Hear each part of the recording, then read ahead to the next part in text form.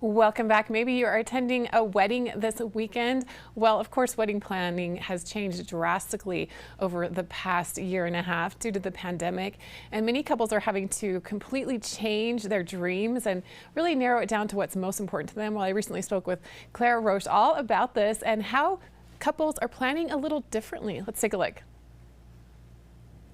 The last year and a half has been difficult for those planning a wedding, with nearly half of engaged couples delaying their celebrations. The wedding industry has adapted to embrace new trends and traditions. Joining us now to discuss what you need to know when planning a wedding in 2021 is wedding expert Claire Roche. Thanks so much for joining us today, Claire. Thanks for having me. I'm excited to chat about all of this. Yeah, so what are some of the challenges couples face planning a wedding during the pandemic?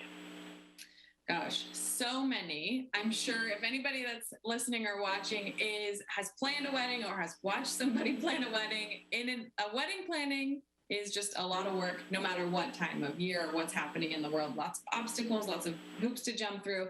So you add a pandemic on top of it, and it's just tough. It's just really tough. So the most common challenges that I'm seeing is just generally couples are having to reimagine their wedding. So they may have imagined their wedding being a certain day for a certain way for so long. And now we're in the middle of a pandemic where most of those things that you've typically assumed would happen might not be able to happen. And so it's part of it is reimagining your day, figuring out what works, what doesn't work, and having to reevaluate truly what matters to you when you don't have as many options, which is challenging. Change right at the beginning of changing all that is hard, right? Change can be challenging, but ultimately, I actually think it leads to a more customized, personalized day where couples are able to have the wedding of their dreams that is more reflective of who they are, what they actually want, and how they want to spend their money. Practically, I'm seeing lower guest counts, and I'm just seeing couples having to navigate things that we were not navigating before on top of the existing stress of planning a wedding. So quite a bit. Yeah, it is quite a bit, and really sad that so much has to change, but I like your take that people are realizing what's really important. So how has the wedding industry adapted to embrace these new trends and celebrations?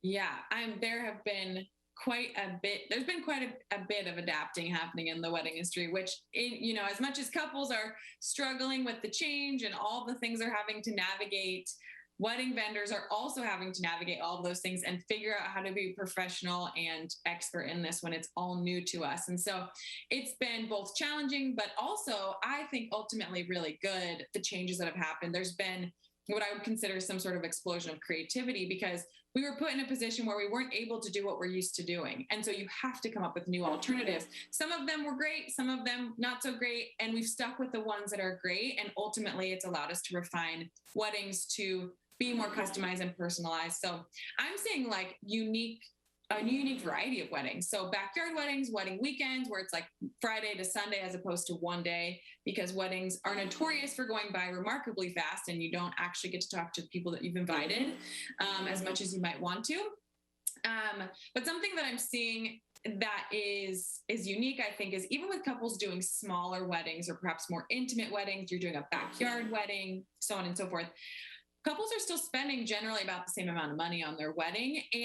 And so couples are willing to invest in more customized, personalized pieces, which is why I think it's so fun to work with Shutterfly or have a site like Shutterfly where you can go on and you might be having 30 or 40 people at your wedding. Perhaps you're doing a wedding weekend in the mountains, which is so wonderful and fun. If you have 300 people coming, you probably can't do a custom blanket or a custom wine glass. But if you have 30 or 40 people, you definitely can. Now, in the same vein, I think couples are still wanting their wedding to have that wow factor. So maybe you are having a larger wedding.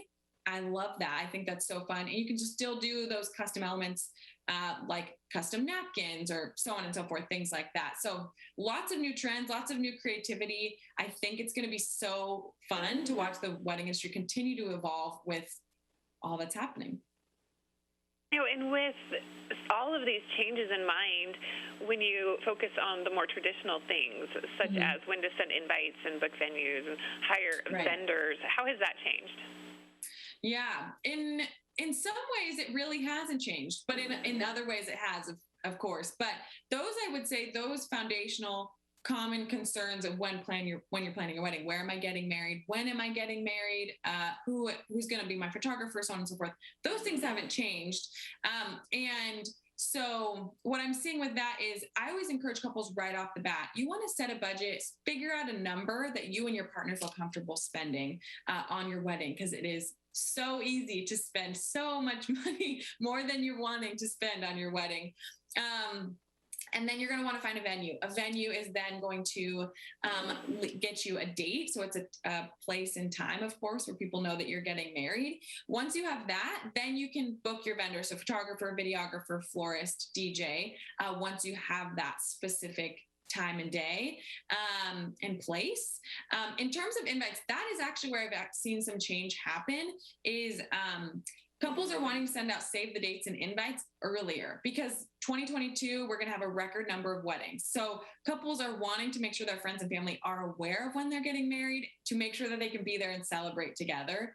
So that's why I have found it to be so easy and wonderful to point couples in the direction of Shutterfly and their wedding invites and save the dates, because they're all laid out there. No matter what style your wedding is, there's an option for you.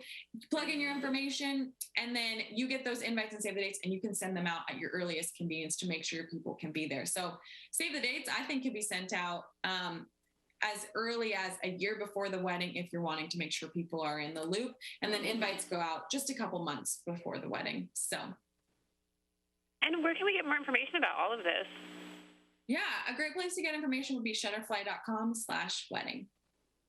Well, thank you so much, Claire. This has been such a fun conversation. I love how you're embracing change, but still keeping traditions and just doing what the couple really loves. So I appreciate your time today. Thank you. You too.